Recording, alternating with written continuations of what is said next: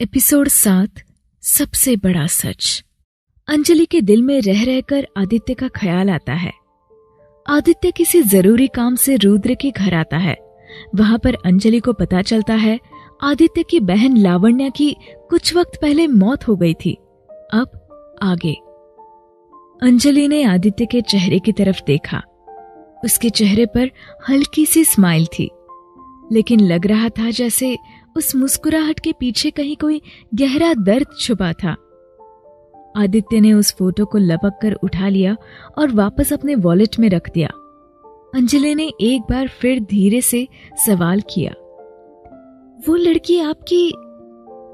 आदित्य ने उदास आंखों से अंजलि की तरफ देखा और उसकी बात को बीच में ही काटते हुए एक गहरी सांस लेकर जवाब दिया, मेरी बहन है लावण्या। थी, अब वो इस दुनिया में नहीं है। ये सुनते ही अंजलि चुप हो गई। उसे समझ आ गया था आदित्य उसके सवाल पर चुप क्यों हो गया था।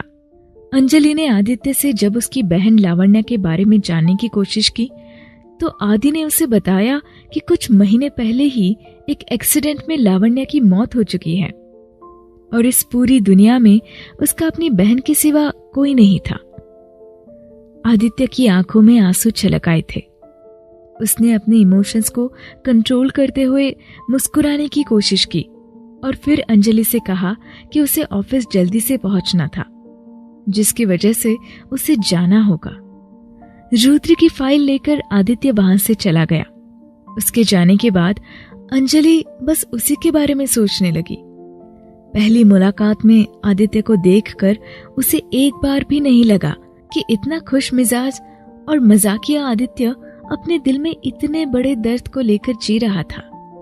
अंजलि ने मन ही मन अपने आप से कहा, कितना मुश्किल होता है ना अपनी तकलीफ बिना किसी से कहे चुपचाप मुस्कुराते हुए जीने का नाटक करना, लेकिन करना पड़ता है।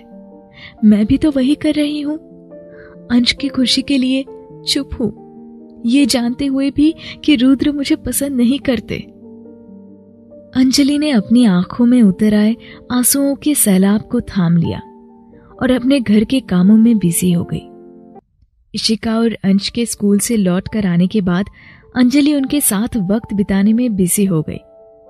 रह रहकर आदित्य का ख्याल आ रहा था और अंजलि अपने आप को उसके ख्यालों से दूर रखने में नाकामयाब सा महसूस कर रही थी। शाम को रुद्र के घर आने के बाद अंजलि और रुद्र के बीच हर दिन की तरह हल्की फुल्की बातचीत हुई। इशिका और अंश को सुलाने के बाद जब अंजलि रुद्र के पास पहुंची तो वो अपने लैपटॉप में नजरें गड़ाए कुछ काम करने में बिजी था। कुछ दिन बाद रुद्र का जन्मदिन आता है। अंजलि हर बार उसके जन्मदिन पर उसके लिए कुछ स्पेशल करने की कोशिश भी करती थी, लेकिन ऐसा कभी नहीं हुआ जब रुद्र ने उसके किसी सरप्राइज पर उसकी तारीफ की हो या फिर उसके दिए हुए किसी गिफ्ट को लेकर खुशी जताई हो। रुद्र का रिएक्शन हमेशा ही फीका सा रहता था, लेकिन अंजलि ने कभी अपनी तरफ से कोशिश करना बंद नहीं किया और इस बार भी वो रुद्र की खुशी के लिए कुछ करना चाहती थी।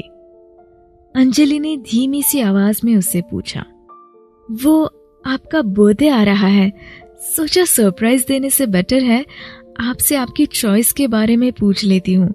क्या गिफ्ट चाहिए आपको? मेरा मतलब कुछ। अंजलि की बात बीच में ही अधूरी रह गई। अपने लैपटॉप की स्क्रीन से ध्यान हटाते हुए आदित्य ने जवाब दिया, तुम क्यों ये सब कर रही हो अंजलि? देखो मैं चाहकर भी तुम्हें वो प्यार नहीं दे सकता। आई नो मुझे देना चाहिए। तुमने मेरे लिए बहुत कुछ किया है, यहाँ तक कि इशिका, उसे भी तुमने अपना लिया अंजलि, लेकिन मैं। कहते हुए रुद्र चुप हो गया। अंजलि लगातार उसके चेहरे की तरफ देख रही थी। आज एक बार फिर से उसे इस बात का एहसास हो रहा था वो रुद्र की पत्नी भले ही थी, लेकिन उसकी पसंद नहीं। रुद्र के पापा की जान बचाने के बदले रुद्र उसे पति के रूप में मिल तो गया था, लेकिन वो कभी उसका प्यार उस तरह से नहीं पा सकी जिस तरह के सपने उसने अपनी शादी से पहले देखे थे। लेकिन आज न जाने क्यों अंजलि के सब्र का बांध टूट सा गया। उसने बहुत कोशिश की अपने जज्बातों को काबू करने की, लेकिन उसके अंदर का दर्द आज बाहर आने को मचल पड़ा। अंजलि ने रुद्र से पूछा, जानती हूँ रुद्र, आप मुझे कभी प्यार नहीं करेंगे, लेकिन बरसों से एक सवाल मेरे दिल में था। अगर ऐसा ही था तो क्यों आपने मुझसे शादी करने से मना नहीं किया? क्यों आपने अपने पापा को नहीं कहा? क्यों रुद्र, आखिर ऐसे भी क्या मजबूरी थी? अंजलि के सवाल पर लैपटॉप पर काम करते रुद्र के हाथ अचानक से रुक गए। वो अपनी जगह से उठकर खड़ा हो गया। सामने बियर की बोतल से एक पैग बनाने के बाद उसने एक ही घूंट में उसे अपने गले से उतार लिया। रुद्र के चेहरे से ऐसा लग रहा था जैसे कोई बेहद गहरा जख्म जो उसके दिल में नासूर बन चुका था, उसे अंजलि ने कुरेद दिया था। उसे उम्मीद नहीं थी अंजलि कभी ये सवाल उससे पूछ बैठेगी, लेकिन रुद्र को आज लगा कि जो सच पिछले 7 साल से उन दोनों के बीच था, जिसे अंजलि नहीं जानती थी और रुद्र की जिंदगी का सबसे बड़ा दर्द बन चुका था, उसे आज अंजलि को बता देना चाहिए। रुद्र ने आज वो बात अंजलि के रूबरू रखने के लिए खुद को तैयार कर लिया था।